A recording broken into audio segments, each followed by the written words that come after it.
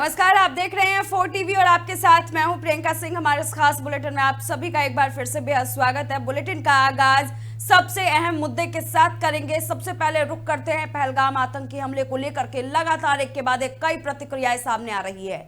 अब इसी हमले के बाद भारत के एक्शन से पाकिस्तान की घबराहट बढ़ी हुई है। आतंकवाद को समर्थन देने को लेकर हो रहे चौतरफा हमलों से पाकिस्तान की किरकिरी हो रही है। पहलगाम आतंकी हमले को लेकर एक बार फिर पाकिस्तान फंसा है तो उसने नया पैंतरा अपनाया है। पहलगाम में हुए भीषण आतंकी हमले को लेकर पाकिस्तान की ओर से प्रतिक्रिया सामने आई। पाकिस्तान के प्रधानमंत्री ने कहा कि उनकी सरकार किसी भी तटस्थ और पारदर्शी जांच प्रक्रिया में भाग लेने के लिए तैयार है। उन्होंने कहा कि आतंकवाद जैसी वैश्विक समस्याओं पर राजनीतिक लाभ के बजाय जिम्मेदार रुख जरूरी है। पाकिस्तान हमलों की निष्पक्ष जांच को समर्थन देगा और सहयोग करने को तैयार है। एक तरफ पाक ये सब कुछ कह रहा है तो वहीं दूसरी तरफ इसकी जमीनी हकीकत कुछ और ही बयां कर रही है। पाकिस्तान अपनी तरफ से उन तमाम तैयारियों को मुकम्मल करने में जुटी हुई है जिससे कि वो भारत से अपना बचाव कर सके। पाकिस्तान की कोई पहली हरकत नहीं है जब उसने इस तरह से नापाक हरकत की है। पहले भी वो इस तरह के नापाक हरकतों को अंजाम दे चुका है और उसका खामियाजा भी भुगत चुका है और यही वजह है कि इस बार पाकिस्तान उस खामियाजा से बच सके, इसलिए अब गीदड़ भभकी के बाद मीठे बोल बोलने शुरू कर चुके हैं।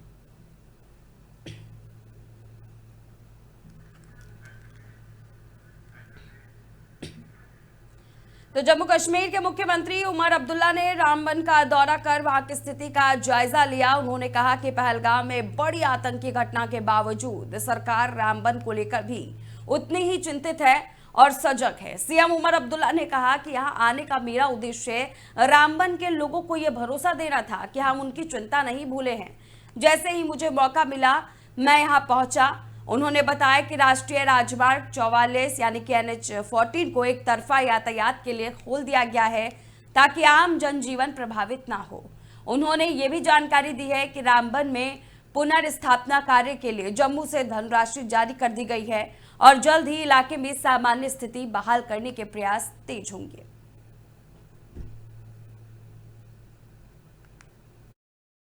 आज हम कोई बड़े फैसले करने के लिए यहाँ नहीं आए थे। पहला मेरा यहाँ आने का मकसद ये था कि मैं रामबन के लोगों को ये एहसास देना चाहता था कि बेशक पहलगाम में एक बहुत बड़ा हादसा पेश आया, लेकिन हम रामबन के लोगों को भूले नहीं हैं। मैं नहीं चाहता था कि रामबन के लोगों को ये लगे कि अब हमारी सारी तवज्जो जो है वो पहलगाम के तरफ है और रामबन को हम भूल गए।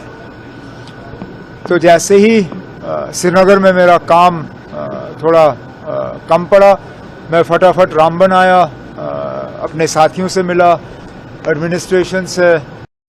चलिए आगे बढ़ेंगे। केंद्रीय मंत्री गिरिराज सिंह ने बांग्लादेश में हो रहे हिंदू विरोधी अत्याचारों को लेकर तीखी प्रतिक्रिया जाहिर की है। उन्होंने कहा कि भारत की नीति हमेशा जियो और जीने दो की रही है और यहाँ बहुसंख्यक समुदाय ने कभी भी अल्पसंख्यकों के साथ अन्याय नहीं किया। गिरिराज सिंह ने कहा कि बांग्लादेश में हिंदुओं का जिंदा रहना मुश्किल हो गया है। वहां मंदिरों को जलाया गया है, उन्हें प्रताड़ित किया जा रहा है। जो जैसा करता है उसका फल उसे जरूर मिलता है। बांग्लादेश ने हिंदुओं के साथ जो किया उसका फल उसे भी भोगना पड़ेगा। उन्होंने ये बयान उस समय दिया जब बांग्लादेश में अल्पसंख्यक समुदाय के खिलाफ हिंसा की कई घटनाएं सामने आई है। गिरिराज सिंह का ये बयान भारत बांग्लादेश संबंधों पर असर डाल सकता है। मैं जियो और जीने दो। भारत के अंदर कभी किसी अल्पसंख्यक को बहुसंख्यक ने कभी कुछ नहीं किया। बांग्लादेश में हिंदुओं का जीना मुश्किल कर दी है, मंदिरों को जलाया है, उन्होंने इतना बड़ा अत्याचार किया है। मैं कभी टेररिज्म की काम, क्योंकि हम तो सर्वे भवन्तु सुखिनः सर्वे सन्तु निरामय करते हैं, लेकिन जो जैसा करता है उसका फल उसको पाना पड़ता है। बांग्लादेश को भी जो किया है हिंदुओं के ऊपर, उसका परिणाम उसे भुगतना। चलिए अहम खबर की ओर रुख कर लेते हैं। बड़ी और अहम जानकारी सामने आ रही है। उत्तर प्रदेश में 100 से ज्यादा पाकिस्तानी नागरिक जो है वो घर वापस लौटे हैं। बड़ी जानकारी हम आपके साथ साझा कर रहे हैं। उत्तर प्रदेश से 100 से अधिक पाकिस्तानी नागरिक घर वापस लौटे हैं। 100 से ज्यादा पाकिस्तानी नागरिकों के वापस लौटने की प्रक्रिया पूरी हो चुकी है। जानकारी देते हुए चले कि डिप्लोमेटिक और लॉन्ग टर्म वीजा वाले नागरिक फिलहाल नहीं जाएंगे। शॉर्ट टर्म वीजा पर आए लगभग 50 पाकिस्तानी नागरिक वापस भेजे गए हैं। प्रदेश में 1200 पाकिस्तानी नागरिक अलग अलग वीजा पर जो है अपनी तरफ से जाने की कोशिश में जुटे हुए। तो वही दूसरी तरफ देखा जा रहा है कि प्रदेश में करीब 1200 पाकिस्तानी नागरिक हैं जो अलग अलग वीजा पर आए हुए थे और यहाँ पर स्टे कर रहे थे। हालांकि जब से सरकार की तरफ से आदेश जारी हुआ है तब से लेकर अभी तक लगातार पाकिस्तानियों की तरफ से जाने का जो दौर है वो शुरू है।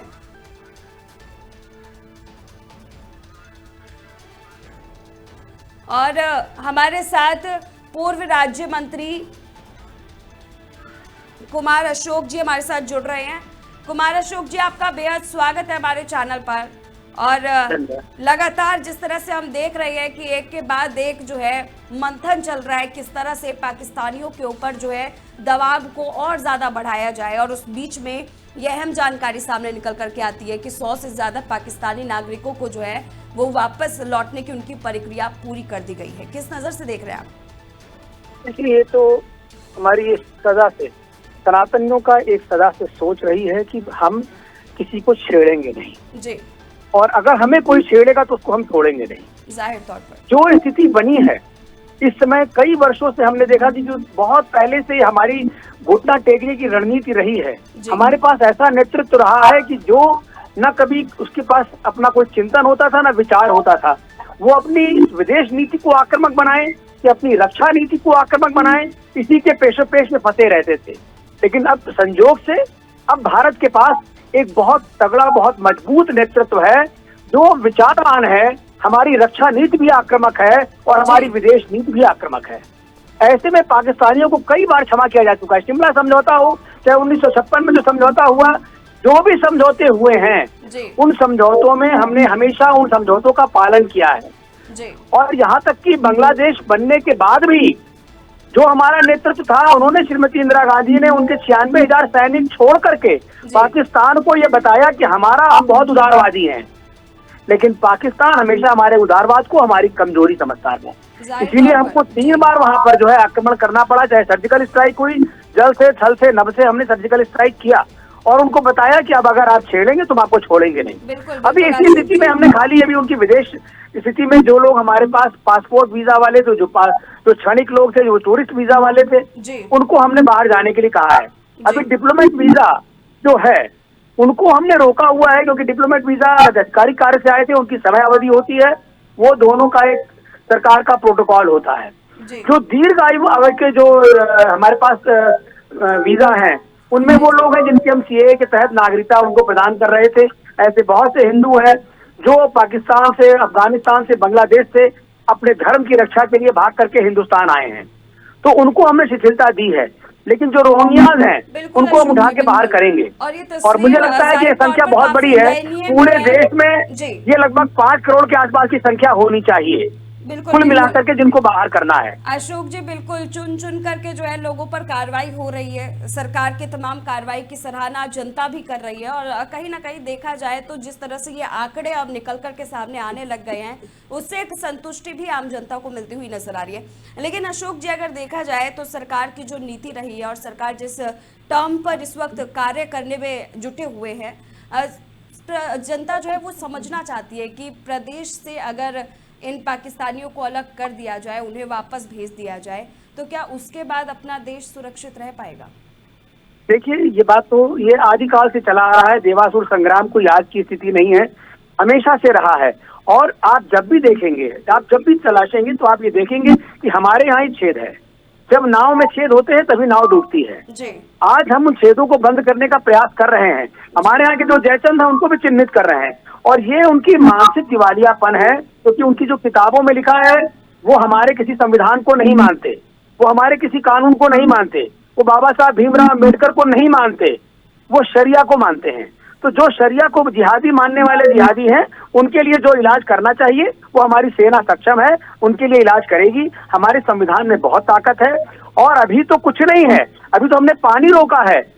हमने शिमला समझौते को तोड़ा है पहली बार, हमने आज तक किसी समझौते को नहीं तोड़ा, पहली बार हमने समझौते को तोड़ा है और हमने न केवल तोड़ा है, हम उनको उस घुटने पर लाएंगे कि उनकी आने वाली रूहें कांप जाएंगी, वो यहाँ आतंकवाद से तौबा कर लेंगे।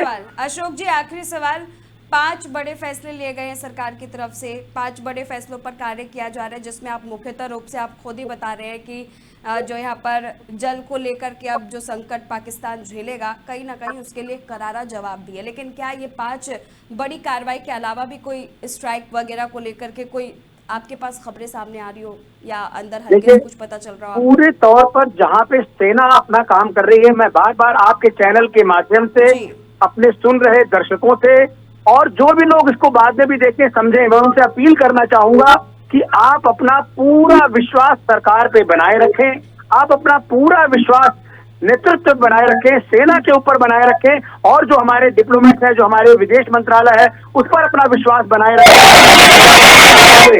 अन्य डिपार्टमेंट्स हैं, उन पे विश्वास बनाए रखें, सूचना तंत्र पे विश्वास बनाए रखें। ऐसा धमाका होगा, ऐसा धमाका होगा, ऐसी सजा मिलेगी कि उनकी आने वाली नस्लें कांप उठेंगी। उनकी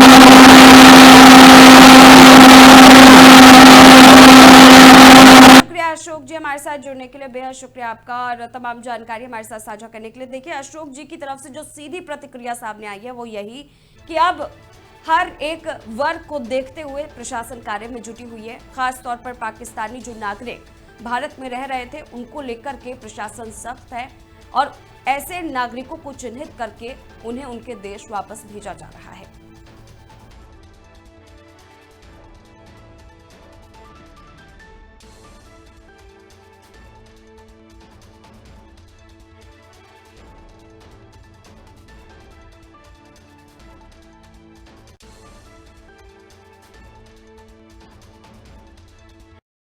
चलिए आगे बढ़ेंगे। गाजियाबाद के मोदी नगर में व्यापारियों और सामाजिक संगठनों ने भारत बंद के आह्वान पर जोरदार प्रदर्शन किया। शहर के सभी बाजार पूरी तरह बंद रहे और सैकड़ों की संख्या में लोग सड़कों पर उतर आए। प्रदर्शनकारियों ने पाकिस्तान मुर्दाबाद के नारे लगाते हुए पैदल मार्च किया और मोदी नगर तहसील पहुंचे। वहां उन्होंने पाकिस्तान के प्रधानमंत्री नवाज शरीफ का पुतला जलाया और आक्रोश प्रकट किया। इसके बाद प्रदर्शनकारियों ने महामहिम राष्ट्रपति द्रौपदी मुर्मू के नाम एक ज्ञापन उप जिलाधिकारी को सौंपा। ज्ञापन में पाकिस्तान और आतंकवाद के खिलाफ कठोर कार्रवाई की मांग की गई। साथ ही पाकिस्तान से सभी प्रकार के राजनीतिक, व्यापारिक और सांस्कृतिक रिश्ते तोड़ने की अपील की गई है।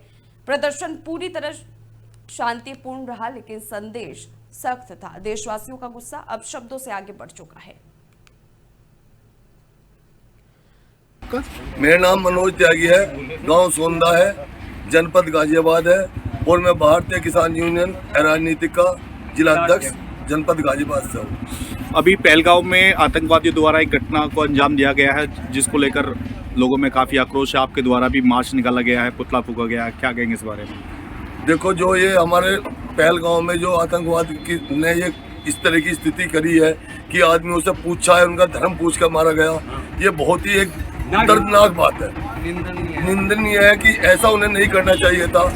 जो लोग वहाँ गए हैं घूमने और उनके साथ उन्होंने ऐसे पूछ कर मारा, तो ये तो एक तरीके का देश में बहुत ही एक इन्होंने अपराध किया। उन्होंने किस तरह की कार्रवाई की मांग करते हैं आप केंद्र सरकार या राज्य सरकार? इस तरह की मांग करते हैं हम, जो आतंकवाद है, जो जिन्होंने आतंकवादियों ने करा है, वो किसी भी धर्म के उनके साथ बिल्कुल बहुत बुरी तरह से उनके साथ। मेरा नाम मनोज त्यागी है, गांव सोंदा है, जनपद गाजियाबाद है और मैं भारतीय किसान यूनियन राजनीतिक का जिला अध्यक्ष जनपद गाजियाबाद। तो वही पाकिस्तान में हुए पहलगाम आतंकी हमले के विरोध में लंदन स्थित पाकिस्तानी दूतावास के बाहर भारतीय मूल के लोगों द्वारा किया जा रहा प्रदर्शन एक नए विवाद का कारण बन गया है। इस प्रदर्शन के दौरान पाकिस्तानी दूतावास में रक्षा आतिशे के रूप में कार्य कर रहे तैमूर राहत ने गला रेतने की धमकी भरा इशारा किया। कैमरे में कैद हुए इस वाक्य में देखा गया है कि पाकिस्तानी डिप्लोमेट्स छत पर आकर प्रदर्शनकारियों को उकसाने का जो है वो प्रयास कर रहे हैं। जैसे प्रदर्शनकारियों ने भारत के एयरफोर्स पायलट अभिनंदन का पोस्टर लहराया, तैमूर राहत ने उंगली से गला रेतने का इशारा किया।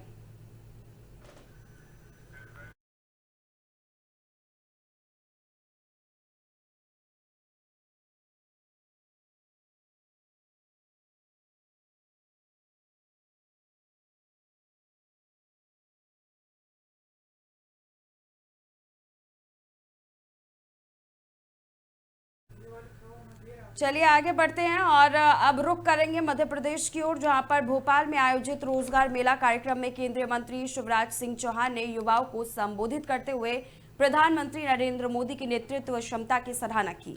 उन्होंने कहा कि प्रधानमंत्री मोदी के नेतृत्व में विकसित भारत के निर्माण का महायज्ञ चल रहा है। शिवराज सिंह ने बताया कि विकसित भारत के लक्ष्य के तहत युवाओं को रोजगार देने के लिए सरकार ने कई योजनाएं चलाई, जैसे make in India, digital India, startup India और स्टैंड अप इंडिया। उन्होंने कहा कि आज प्रधानमंत्री मोदी द्वारा 51,000 नौजवानों को अलग अलग विभागों में काम करने के लिए नियुक्ति पत्र दिए गए हैं। ये युवाओं के उज्जवल भविष्य की दिशा में बड़ा कदम माना जा रहा है। सरकार का फोकस सिर्फ नौकरी देना ही नहीं बल्कि युवाओं को आत्मनिर्भर बनाना भी है। श्रीमान नरेंद्र मोदी जी के नेतृत्व में विकसित भारत के निर्माण का महायज्ञ चल रहा है। 2047 तक संपूर्ण विकसित भारत, और विकसित भारत में हर युवा को रोजगार मिले। अब वो रोजगार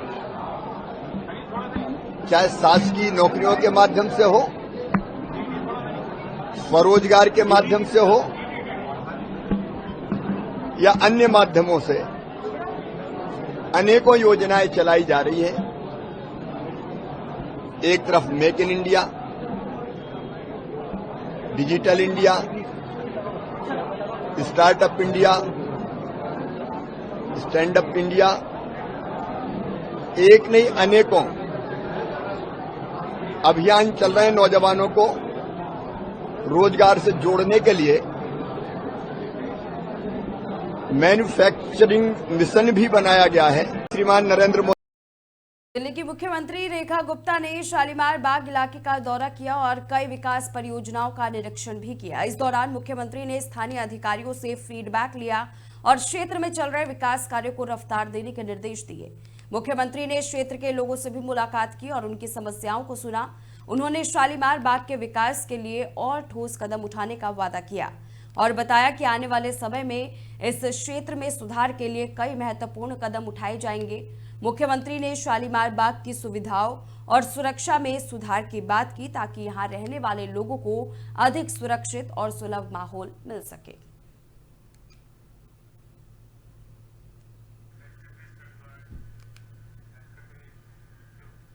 तो वहीं असम के मुख्यमंत्री हिमंत बिस्वा शर्मा ने एक महत्वपूर्ण घोषणा करते हुए ट्वीट किया कि दिल्ली के बीचों बीच एक प्रमुख सड़क का निर्माण अब बोडाफा उपेंद्रनाथ ब्रह्म मार्ग होगा। उन्होंने इस प्रस्ताव को आगे बढ़ाने के केंद्रित जो है चीजों को केंद्रीय गृह मंत्री अमित शाह के पास भी तहे दिल से धन्यवाद करने के लिए पहुंचे। शर्मा ने लिखा कि एमसीडी दिल्ली ने A15 A18 कैलाश कॉलोनी से होकर जाने वाली सड़क को वोडोफा उपेंद्रनाथ ब्रह्म मार्ग के रूप में मंजूरी दे दी है। ये सड़क जल्द ही राष्ट्र को समर्पित की जाएगी, जो गृह मंत्री द्वारा BTR यानी कि बोडोलैंड टेरिटोरियल रीजन के लोगों से की गई प्रतिबद्धता को निभाने का प्रतीक है। ये कदम न केवल बोडो नेता उपेंद्रनाथ ब्रह्मा को सम्मान देने का कार्य है बल्कि असम और दिल्ली के बीच सांस्कृतिक और भावनात्मक जुड़ाव को और गहरा करने वाला है।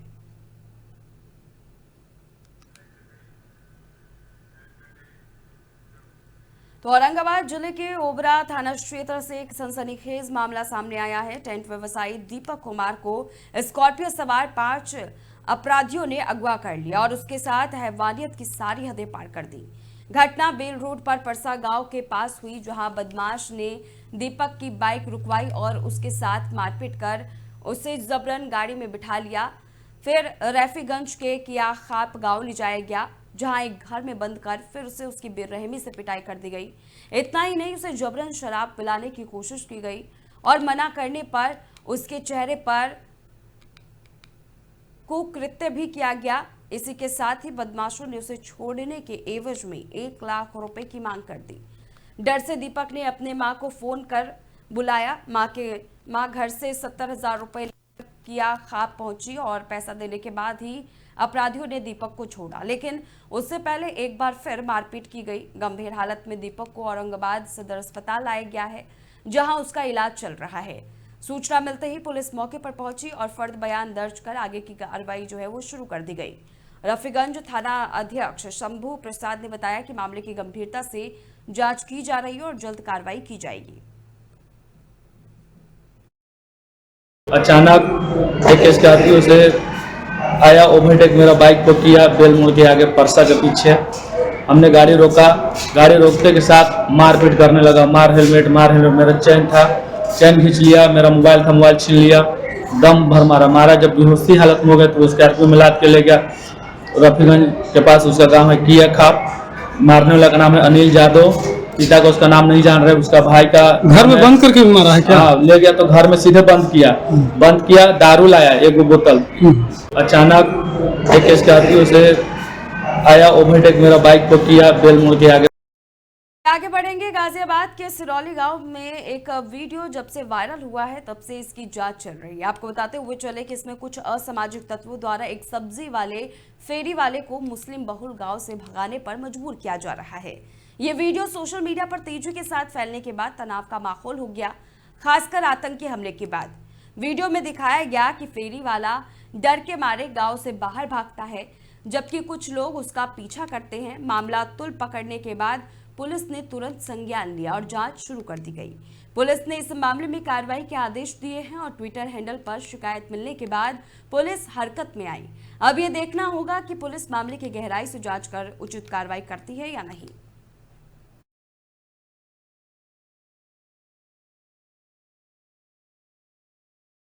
वहीं नोएडा के सेक्टर 63 स्थित सी ब्लॉक में एक गारमेंट फैक्ट्री में अचानक की भीषण आग लग गई। जानकारी के मुताबिक कपड़ों पर प्रेस करने वाले बॉयलर्स में अचानक ही विस्फोट हुआ, जिसके बाद फैक्ट्री में 2 स्टीमरों के फटने के बाद फैक्ट्री के शीशे टूट गए और आग लग गई। इस घटना में फैक्ट्री में काम कर रहे 7 लोग घायल हुए हैं, जिनमें एक महिला भी शामिल है। सभी घायलों को इलाज के लिए अस्पताल भेजा गया है। घटना की सूचना मिलने के बाद पुलिस और दमकल विभाग की टीमें मौके पर पहुंच गई और आग पर काबू पाने की कोशिश की गई। फैक्ट्री में हुए नुकसान की जांच की जा रही है और कारणों का पता लगाया जा रहा है कि आखिरकार यह आग कैसे लगी।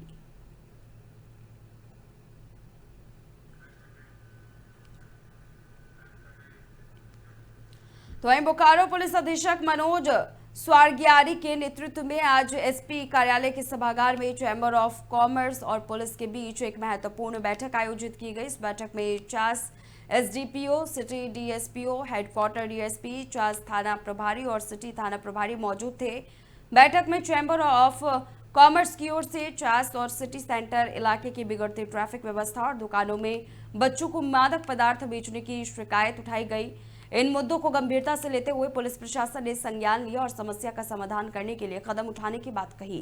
एसपी मनोज स्वर्गियारी ने कहा कि चैम्बर की ओर से जो भी सुझाव दिए गए हैं उस पर पुलिस सक्रिय रूप से काम कर रही है। अगली बैठक में 4 नगर निगम के अधिकारी और बीएसएल के प्रतिनिधियों को भी आमंत्रित किया जाएगा ताकि मिलकर समस्याओं का समाधान किया जा सके। एसपी ने यह भी स्पष्ट किया कि अगर किसी दुकानदार द्वारा बच्चों को मादक पदार्थ बेचे जाने की जानकारी मिलती है तो उस पर सख्त कार्रवाई की जाएगी। बोकारो पुलिस प्रशासन के द्वारा एक सराहनीय कदम उठाया गया है कि समय समय पर व्यापारियों से, चैम्बर ऑफ कॉमर्स के प्रतिनिधियों से वो बात करते रहते हैं और हम लोग की जो भी समस्या होती है उसको ध्यानपूर्वक को सुनते हैं और कोशिश करते हैं कि जितना जल्दी हो सके उसका समाधान किया जाए। तो हम लोगों ने मुख्य रूप से जो समस्या रखी शहर से रिलेटेड वो था ट्रैफिक से रिलेटेड और पेट्रोलिंग से रिलेटेड। ट्रैफिक से रिलेटेड आप जैसे जानते ही हैं कि चास पूरे ज़िले का सबसे व्यस्तम बाजार है। जो हम बोकारो जिला पुलिस और चैम्बर ऑफ कॉमर्स का एक बैठक रखे थे, इसमें हम लोगों ने सिटी एरियाज का जो विधि व्यवस्था है इसमें और बेहतर तरीके से पुलिस का क्या कार्रवाई होना है तो सजेशन हम लोग चैम्बर ऑफ कॉमर्स से लिए हैं इसके साथ साथ जो ट्रैफिक का व्यवस्था है उसको कैसे सुधारा जाए और बेहतर तरीके से ट्रैफिक कैसे गाड़ियों का आगमन हो सके, व्यापार लोगों को भी कोई दिक्कत ना हो, इसका हम लोग एक सोल्यूशन निकालने का हम लोग एक कोशिश कर रहे हैं। इसमें बहुत सारे पॉइंट्स हम बोकारो पुलिस प्रशासन के द्वारा एक सराहनीय कदम उठाया गया है कि समय समय पर व्यापारियों से, चैम्बर ऑफ कॉमर्स के प्रतिनिधियों से वो बात करते रहते हैं और हम लोग की जो भी समस्या होती है उसको ध्यानपूर्वक को सुनते हैं और कोशिश करते हैं कि जितना जल्दी हो सके उसका समाधान किया जाए। तो हम लोगों ने मुख्य रूप से जो समस्या रखी शहर से रिलेटेड वो था ट्रैफिक से रिलेटेड और पेट्रोलिंग से रिलेटेड।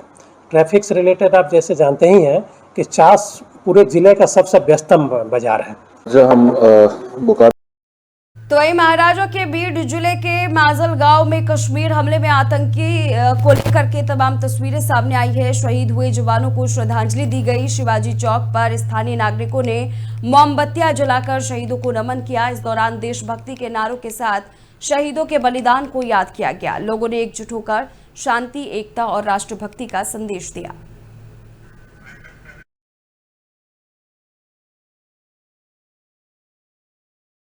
तो फिलहाल इस खास बुलेटिन में बस इतना ही। रुकेंगे एक छोटे से ब्रेक के लिए। ब्रेक के उस पार खबरों का सिलसिला जारी है।